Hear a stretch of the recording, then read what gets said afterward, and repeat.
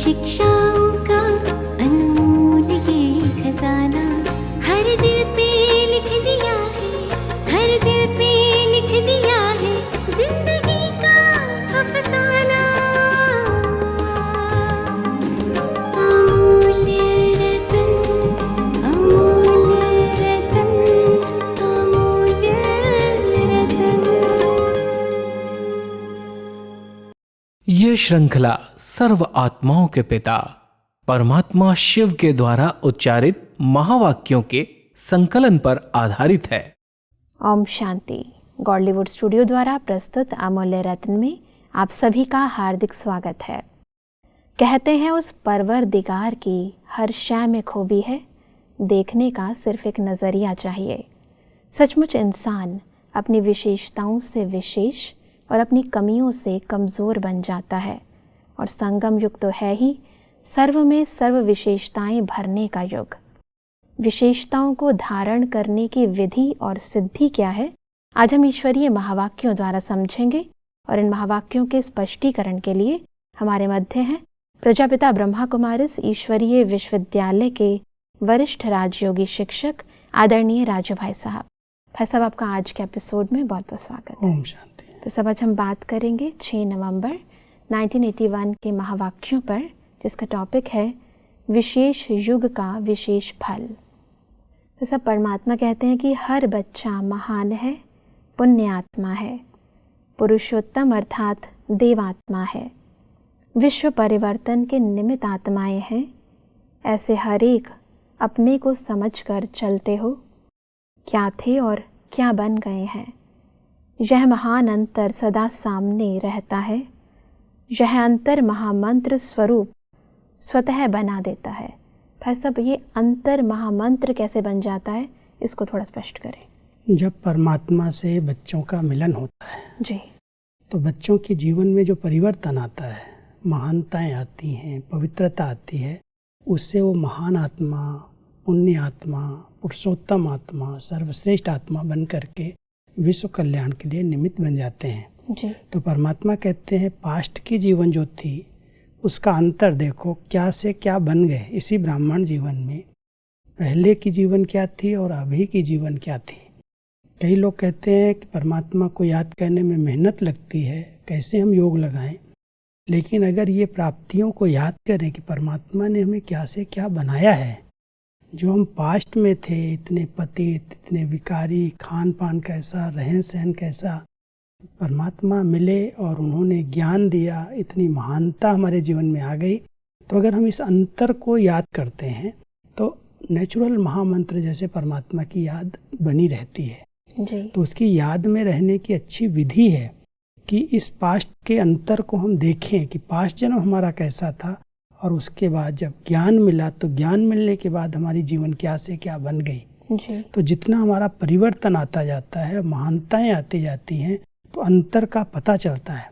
और जो अंतर को देखता है वो महामंत्र को अपने आप धारण कर लेता है, उसका स्वरूप बन जाता है।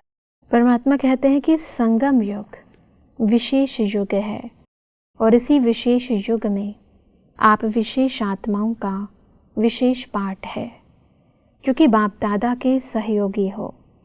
विशेष आत्माओं का कर्तव्य क्या है?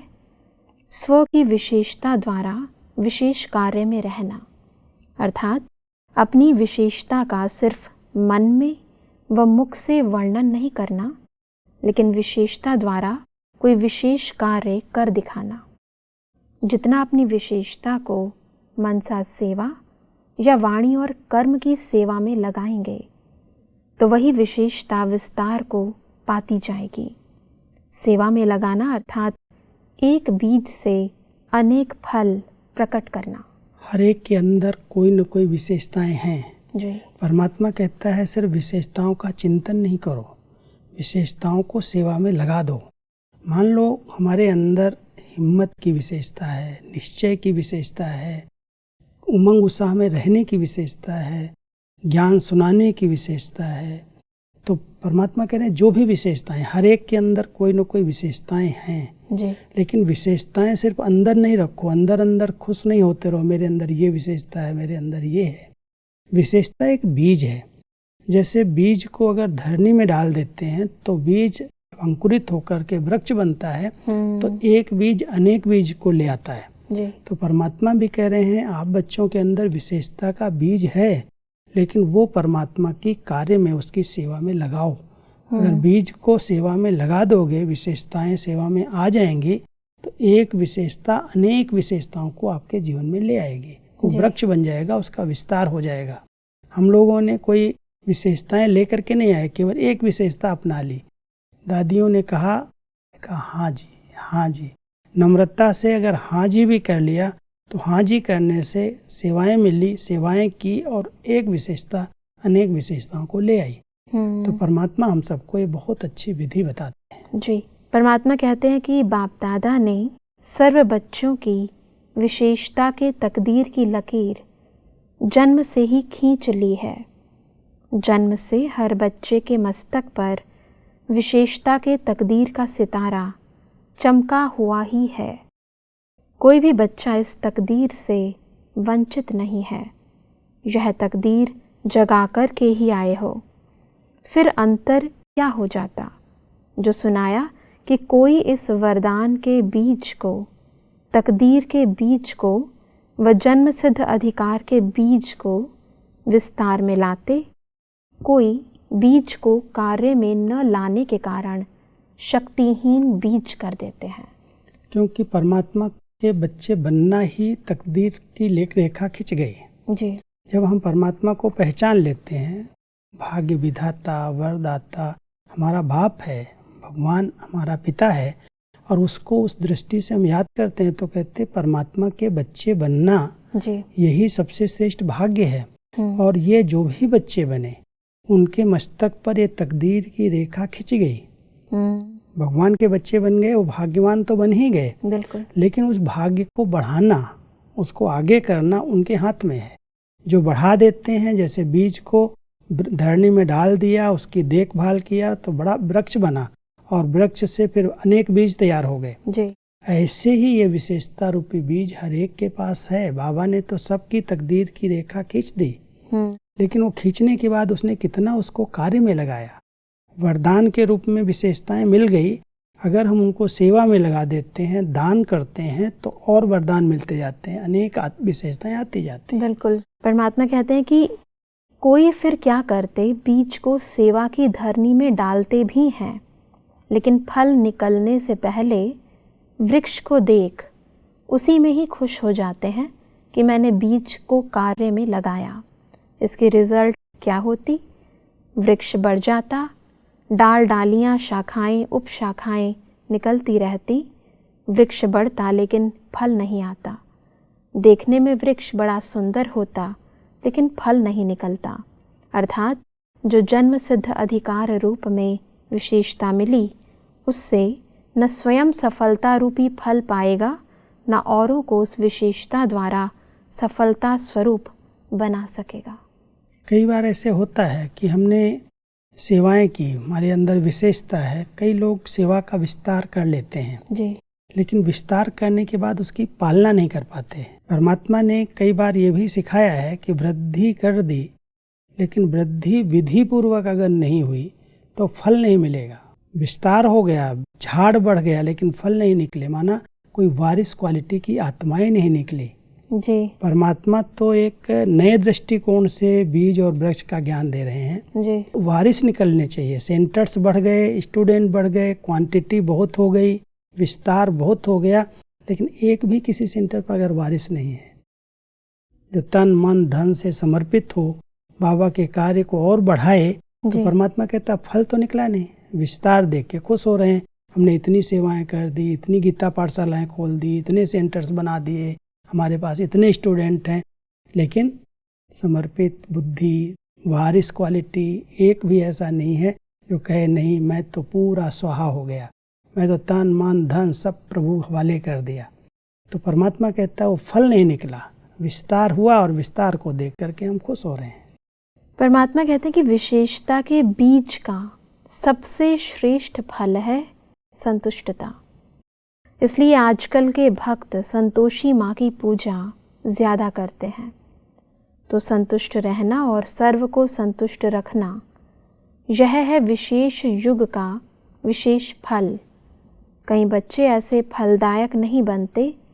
वृक्ष का विस्तार अर्थात सेवा का विस्तार कर लेंगे, लेकिन बिना संतुष्टता के फल के वृक्ष क्या काम का। कई बार ऐसे होता है, सेवाएं बहुत कर ली और इधर सेंटर उधर सेंटर, बहुत सारे सेंटर्स खोल दिए, लेकिन उसमें जो संतुष्टता होनी चाहिए, सेवा से जो रिजल्ट है, खुशी संतुष्टता, उसकी बजाय टकराव पैदा हो जाते हैं, तेरे मेरे की भावनाएं पैदा हो जाती, न खुद संतुष्ट रहते हैं न दूसरों को संतुष्ट कर पाते। तो परमात्मा कहता है ऐसे वृक्ष से फायदा क्या है, जहाँ संतुष्टता ही नहीं है, जहाँ एक दूसरे को खुशी नहीं मिल रही है, उस सेवा को सेवा कैसे कहेंगे। तो परमात्मा कह रहे हैं विशेषताएं तो हैं, कार्य में भी लगाई है जी, लेकिन उसके बाद कार्य में लगाने के बाद डिस्टर्बेंस अगर पैदा कर दी, न खुद संतुष्ट रहे न दूसरों को संतुष्ट किया, तो आपकी यादगार संतोषी देवी के रूप में कैसे बनेगी जी। इसलिए संतुष्टता का गुण हमारे अंदर भी हो, हम भी संतुष्ट रहें, और जिन आत्माओं की हम सेवा करें वो भी अपने आप में संतुष्ट हों, खुश हों, तब तो कहेंगे कि सेवा का फल निकाला हमने। जी, सेवाओं का विस्तार कर दिया, संतुष्टता न अपने अंदर है न दूसरों के अंदर है, तो उसको हम कैसे कहेंगे फल है। तो विस्तार हुआ। परमात्मा कह रहे हैं फल निकालो, माना खुद संतुष्ट रहो, कभी खुद डिस्टर्ब नहीं हो, दूसरों को भी डिस्टर्ब नहीं करो, तब तो कहेंगे कोई अच्छा फल निकाला।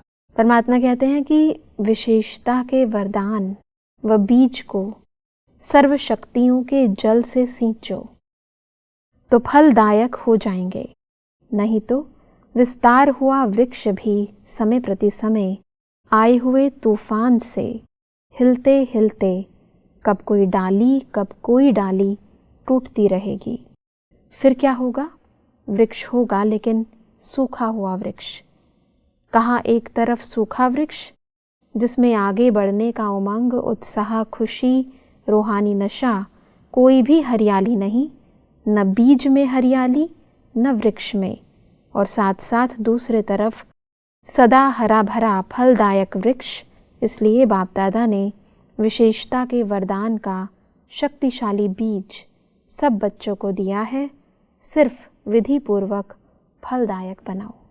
बहुत अच्छी विधि परमात्मा हम सबको ये सिखा रहे हैं कि विशेषता है, बीज है आपके पास, लेकिन उसको शक्तियों का जल चाहिए, शक्तिशाली स्थिति चाहिए। जल माना शक्तिशाली स्थिति। जितनी हमारी योग युक्त स्थिति है, शक्तिशाली स्थिति है, फिर हम सेवाएं अगर करते हैं तो वृक्ष हरा भरा रहता है। नहीं तो पालना ठीक नहीं मिलती, शक्तियां अंदर नहीं होती, थोड़ा सा भी कोई माया का झोंका आता है, तूफान आता है, तो वृक्ष की कोई डाली कहीं टूट के गिरती, कोई डाली कहीं टूट के गिरती। माना कोई बच्चे थोड़ा भी कोई कुछ कह दे, कोई बात आ जाए, कोई विघ्न आ जाए तो टूट जाते हैं, ज्ञान ही छोड़ के चले जाते हैं, डालियां टूट जाती। निकला बहुत बड़ा वृक्ष, तैयार किया, 100, 200, 300 आत्माएं आई, ज्ञान में चलने लगी, लेकिन थोड़ी सी कोई परीक्षा आ गई, कोई जरा भी पेपर आया, तूफान आया माया का, फटाफट ज्ञान छोड़ देंगे, चले जाएंगे। तो परमात्मा कहता फिर तो वृक्ष भी सूखा, क्योंकि उसमें कोई दम ही नहीं, कोई उमंग उत्साह नहीं किसी के अंदर, विघ्न पर विघ्न आ रहे हैं, और बीज भी वैसा ही रहेगा। लेकिन अगर एक तरफ ऐसा सूखा वृक्ष हो और दूसरी तरफ हरा भरा संतुष्टता के फलदायक बीज हो, कौन अच्छा लगेगा। परमात्मा कह रहे हैं कि कोई भी सेवा कर रहे हो, विशेषता को यूज करो, लेकिन विशेषता रूपी बीज में परमात्मा याद की शक्ति भर दो। जितना याद की शक्ति बीज के अंदर होगी, याद से आत्मा शक्तिशाली बनेगी जी। खुद भी शक्तिशाली और अन्य आत्माओं को भी शक्तिशाली बना देंगे।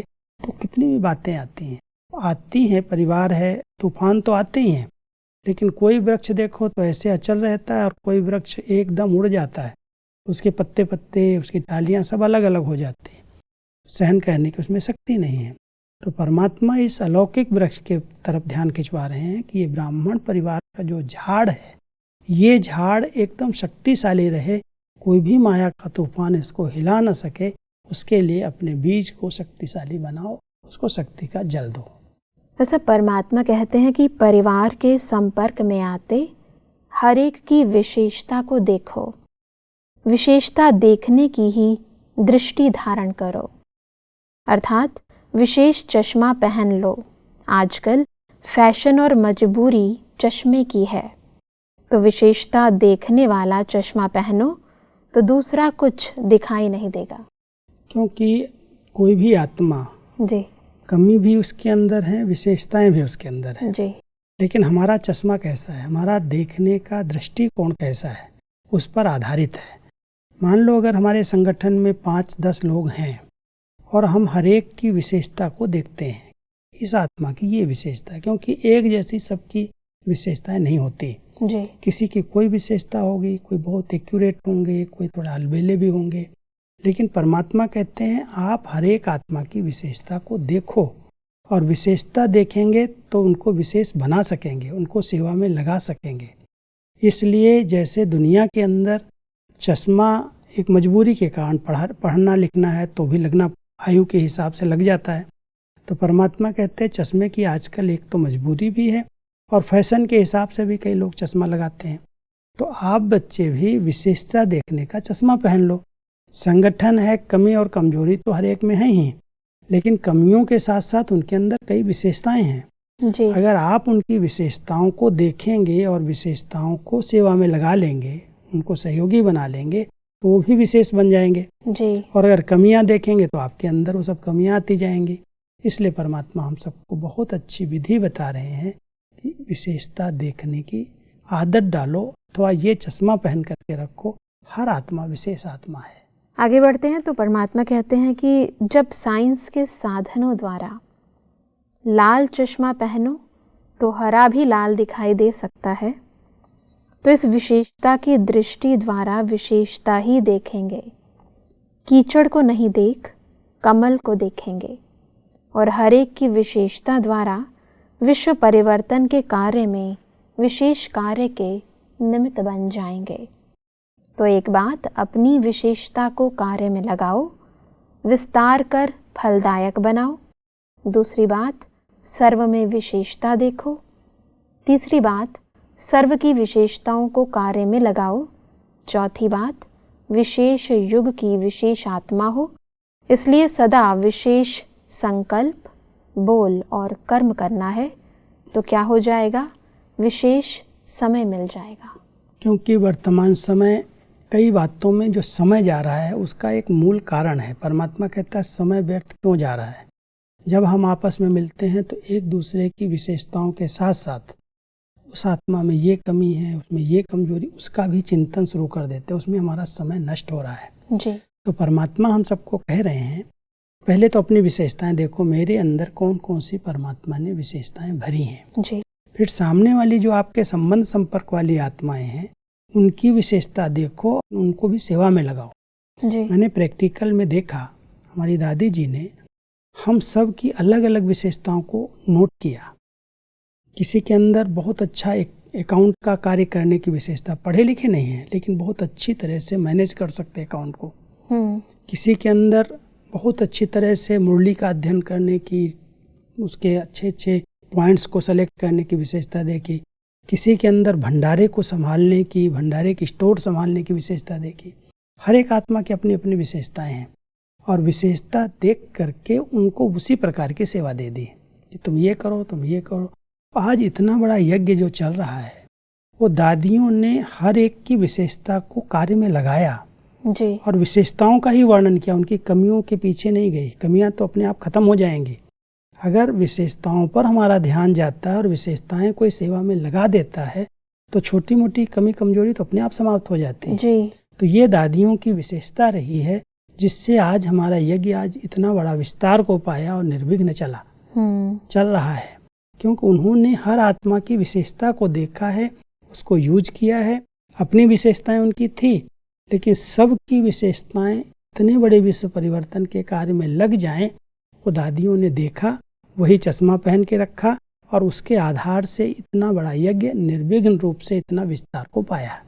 इसी से संबंधित परमात्मा कहते हैं कि विशेष न समझने के कारण स्वयं द्वारा स्वयं के विघ्न और साथ साथ संपर्क में आने से भी आए हुए विघ्नों में समय बहुत जाता है, क्योंकि स्वयं की कमज़ोरी व औरों की कमज़ोरी, इसकी कथा और कीर्तन दोनों बड़े लंबे होते हैं।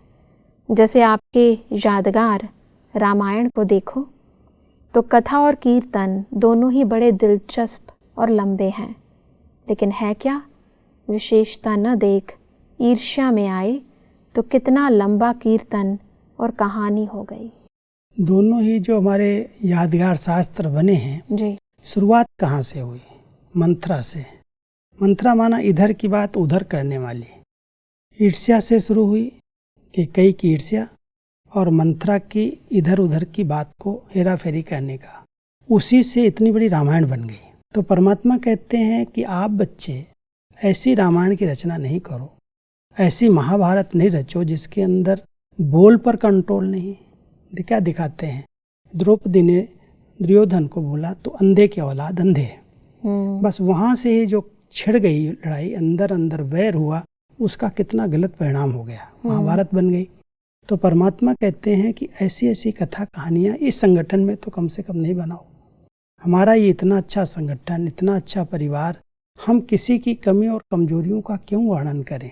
हर एक की विशेषताएं को देखो, नहीं तो बहुत सारा समय, बहुत सारी शक्तियाँ, कथा सुनते जाओ, सुनाते जाओ, इसने ये किया, उसने ये किया, यहाँ ऐसे हो रहा, वहाँ ऐसे होता। कईयों को बड़ा इसमें रस आता है, बड़ा इंटरेस्ट लेते हैं और बहुत सारे समय और शक्तियों को नष्ट करते हैं जी। तो बाबा हमारा ध्यान खिंचवा रहा है, बच्चे नई दुनिया की स्थापना के लिए, सतयुग की स्थापना के लिए हर एक आत्मा की विशेषताओं का ही वर्णन करो, और विशेषताओं को वर्णन ही नहीं करो, उनको उनकी सेवा में लगा दो।